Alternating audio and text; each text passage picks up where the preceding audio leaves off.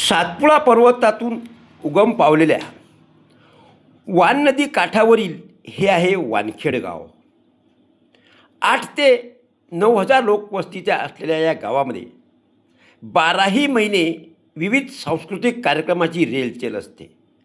आणि हा सांस्कृतिक कार्यक्रम किंवा धार्मिक कार्यक्रम त्याचं आयोजन झालं म्हणजे या ठिकाणी भक्तांची मांदियाळी येते. आज जगद्गुरू तुकाराम महाराज यांची बीज आणि या बीजीच्या निमित्तानं गावातील हनुमान मंदिरामध्ये मागील 8 दिवसापासून सुरू असलेल्या गाथा पारायणाचा आज समारोप होता. गावातील महिला मोठ्या संख्येनं ह्या गाथा पारायणाला मागील 8 दिवसापासून होत्या. आजच्या दिवशी गावातील भजनी मंडळं आणि विविध सांप्रदायिक मंडळाच्या वतीने या ठिकाणी गाथा पारायणाची सांगता झाली. यावेळेस गाव आणि असलेल्या सर्व महिला यांचीसुद्धा मोठी उपस्थिती या ठिकाणी प्रामुख्यानं होती. भजनी मंडळसुद्धा या ठिकाणी अत्यंत उत्साहात उपस्थित होते. परिसरातील महिलांची उपस्थिती हे या सोहळ्याचं वैशिष्ट्य होतं. या ठिकाणी मागील 8 दिवसापासून झालेल्या या कार्यक्रमाच्या अनुषंगानं त्याचा समारोप आणि आरती आजच्या दिवशी झाली. आणि त्यामुळे एकंदरीत वानखेड गावाच्या वैभवात ह्या कार्यक्रमाने अजूनसुद्धा भर पडली. खरं म्हणजे भंडाऱ्याचं गाव म्हणून वानखेड गावाची ख्याती ही बुलढाणा जिल्ह्यात आहे. वर्षभर दरमहा येथील विविध मंदिरांमध्ये असे सांस्कृतिक आणि धार्मिक कार्यक्रम सातत्यानं सुरू असतात.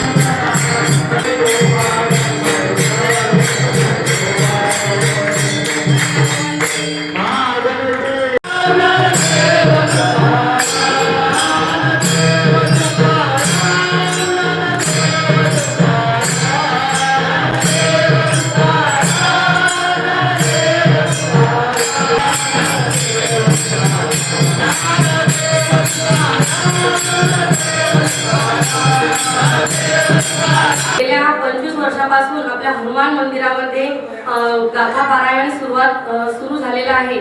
दरवर्षी सर्व भाविक मोठ्या उत्साहाने गाथा पारायण करतात आणि त्याचा समाप्तही मोठ्या उत्साहाने करतात.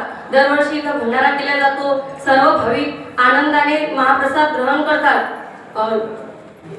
दरवर्षी हा गाथा पारायण असाच अविरत चालू राहणार आहे आणि प्रत्येकाने या गाथा पारायणात सर्वांनी आनंदाने पुऱ्या श्रमाने परिश्रम करायचा आहे अशी सर्वांची इच्छा आहे.